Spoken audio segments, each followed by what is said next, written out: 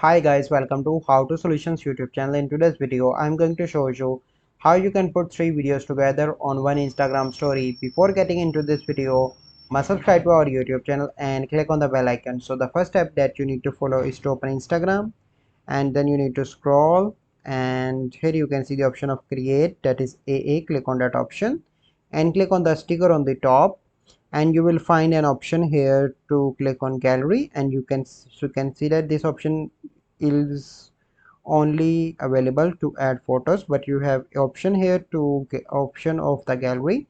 Once you click on that option, you have the feature to add videos, and you can put multiple videos onto your Instagram story. So this is a process by which you can post multiple videos on Instagram story.